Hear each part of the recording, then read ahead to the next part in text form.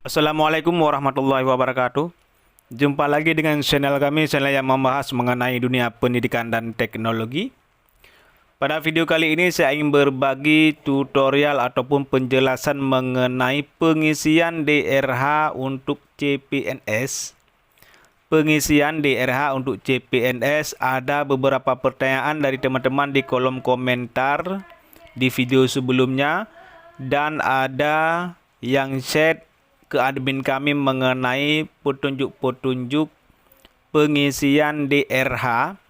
Ada teman bertanya bagaimana cara penulisan keperluan di surat bebas narkoba, surat kesehatan sehat jasmani dan rohani, dan di SKCK.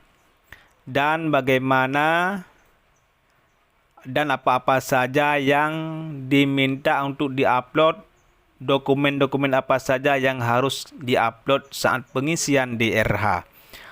Baik, pada video ini saya ingin berbagi ataupun menjelaskan kepada teman-teman yang sudah lulus CPNS dan saat ini sedang dalam proses pengisian DRH. Baik, langsung saja ke tutorialnya. Bagi teman-teman yang baru menemukan channel ini, mohon dukungan untuk di-subscribe dan di-share video ini kepada teman-teman yang lain. Baik, langsung saja. Ini yang pertama, teman-teman buka akun scasn.bkn.go.id seperti biasa saat teman melamar. Kemudian teman-teman klik masuk ke akun masing-masing. Teman-teman nanti diarahkan ke pengisian data perorangan. Artinya teman-teman itu data sudah ada di dalamnya, ada sebagian data belum terisi. Itu data saat Anda melamar, dan ada sebagian data yang harus diisi kembali seperti tinggi badan, berat badan, dan lain-lain harus diisi kembali dan harap diteliti. Dan ada kolom-kolom memang yang harus diisi seperti yang ada tanda bintang itu teman-teman, itu wajib diisi. Kalau tidak diisi yang tanda bintang tersebut, maka tidak dapat kita lanjutkan ke tahap berikutnya. Kemudian teman-teman nanti klik selanjutnya dan jangan lupa masukkan kode SYAP. Nanti akan diarahkan ke riwayat pendidikan teman-teman. Di riwayat pendidikan, yang sudah ada riwayat pendidikan di situ, kalau Anda melamar menggunakan ijazah S1, yang berarti yang ada S1 saja.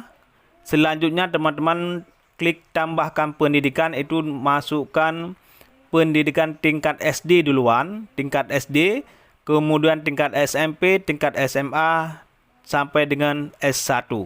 Kalau Anda melamar menggunakan ijazah SMA, masukkan ijazah SD, SMP, SMA sudah ada. Nanti ada pun pemilihan jurusan, pilih saja kalau SD sederajat. Kalau sudah teman-teman isi itu, lanjutkan ke riwayat pekerjaan. Itu kalau teman-teman punya pengalaman riwayat pekerjaan, teman-teman isikan. Kalau teman-teman memiliki riwayat pekerjaan. Kalau sudah diisi riwayat pekerjaan teman-teman, dan terus lanjutkan pengisian riwayat keluarga dan organisasi sampai penginputan nomor-nomor surat SKCK, surat sehat, dan surat sehat jasmani, dan lain-lain sampai dokumen. Ada teman-teman yang bertanya nanti ke dokumen seperti ini teman-teman. Kalau di dokumen apa saja yang harus diupload? Ada pertanyaan dari teman-teman, dokumen-dokumen apa saja yang harus diupload saat pengisian DRH. Yang pertama di sini teman-teman, surat pernyataan tidak meminta pindah penempatan disesuaikan dengan surat pernyataan yang dipersyaratkan oleh instansi dan sudah dibubuhi e-materai ditandatangani oleh calon ASN. Ini teman-teman, kalian ambil di pengumuman. Contohnya kalian melamar di mana? Contohnya kalian melamar di Sumatera Utara, Provinsi Sumatera Utara. Di pengumuman itu ada dilampirkan surat, contoh surat pernyataan yang bahwa Anda tidak akan meminta pindah di instansi tersebut. Biasanya ada disebutkan tahunnya 10 tahun teman-teman. Artinya surat pernyataan tidak meminta pindah penempatan, disesuaikan dengan surat pernyataan yang dipersyaratkan oleh instansi. Karena beda instansi, beda yang bunyi-bunyinya berbeda. Terserah instansi, karena biasanya bunyinya tidak meminta pindah selama 10 tahun. Karena banyak teman-teman yang meminta pindah, sudah kerja tak setahun 2 tahun, kemudian ajukan mutasi ataupun pindah. Itu harus diunggah. Yang kedua yang harus diunggah lagi yaitu surat keterangan catatan kepolisian ataupun SKCK. Itu juga harus diunggah teman-teman. Kalian urus. Nanti saya sebutkan bagaimana cara pengurusannya. Ini bisa secara online teman-teman. Sekarang sudah online semua. Pengurusan SKCK bisa secara online, nanti lebih mudah teman-teman. Kalau cara pengisian ataupun cara urus SKCK online sudah pernah saya bahas di video sebelumnya. Coba kalian cari.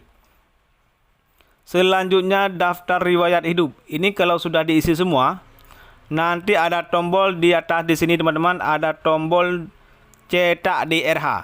Kalian cetak itu DRH.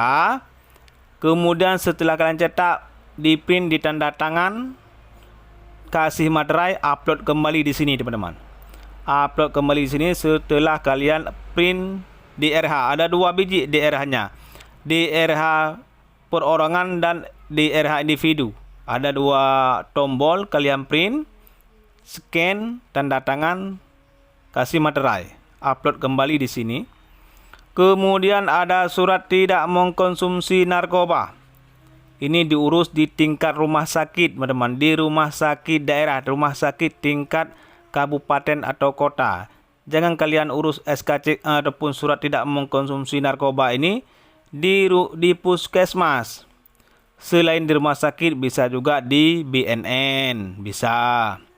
Kemudian fil surat keterangan sehat jasmani dan rohani. Ini dikumpulkan ataupun digabung ya. Kalau 2 surat, misalnya surat jasmani pisah, surat sehat rohani terpisah, 2 surat, digabungkan jadi 1 surat.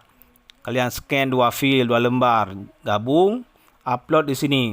Ini surat sehat jasmani dan rohani juga diurus di tingkat rumah sakit tingkat kabupaten ataupun tingkat kota. Kalau provinsi bisa juga, tetapi jangan kalian urus di klinik ataupun di puskesmas ataupun di rumah sakit swasta, itu jangan. Tetapi uruslah di rumah sakit pemerintah, nanti ditandatangani oleh dokter yang sudah PNS.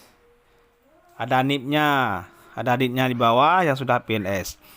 Tetapi ini hati-hati, jangan diurus di puskesmas ataupun di klinik. Harus diurus di rumah sakit pemerintah daerah. Yang lain ini seperti surat pernyataan 5 poin dengan peraturan BKN, ini tidak perlu diunggah karena sudah pernah kita unggah saat melamar. Begitu juga dengan surat lamaran, itu tidak perlu diunggah lagi karena diambil surat lamaran saat pertama Anda melamar, sudah pernah kalian upload. Kemudian dengan ijazah begitu juga sudah kalian upload, itu tidak perlu upload lagi. Transkrip nilai juga begitu, tidak perlu kalian upload lagi, diambil saat Anda melamar pertama. Begitu juga dengan pas foto. Pas foto diambil saat Anda melamar tahap pertama. Dan ada pertanyaan lagi teman-teman, di pengurusan surat sehat SKCK tidak mengkonsumsi narkoba, bagaimana cara penulisan keperluannya? Di sini teman-teman ada saya bahas ataupun ada penjelasan di pengumuman. Semua pengumuman ada ditulis keperluannya. Surat keterangan catatan kepolisian yang diterbitkan oleh Kepolisian Negara Republik Indonesia di tingkat Polres atau tingkat Polda. Jangan kalian urus di tingkat Polsek. Jangan ya, tingkat Polres ataupun tingkat Polda. Dan masih berlaku pada saat pengisian DRH. Ditetapkan minimal pada bulan Januari. Berarti teman-teman, DRH ini bisa diurus. Contohnya kalian sudah urus sebelum pengumuman, asalkan dalam bulan Januari. Jangan di tahun 2024. Artinya kalian urus di bulan Januari ini dengan ketentuan dokumen untuk persyaratan usul NIP CPNS. nanti bilang di keperluannya untuk apa? Untuk persyaratan usul NIP CPNS. Begitu di keperluannya kalau SKCK. Begitu juga dengan surat sehat jasmani dan rohani dari dokter yang berstatus pegawai negeri sipil atau dokter yang bekerja pada unit pelayanan kesehatan pemerintah yang ditetapkan minimal pada bulan Januari juga. Keperluannya nanti kalian tulis usul persyaratan untuk persyaratan usul NIP CPNS.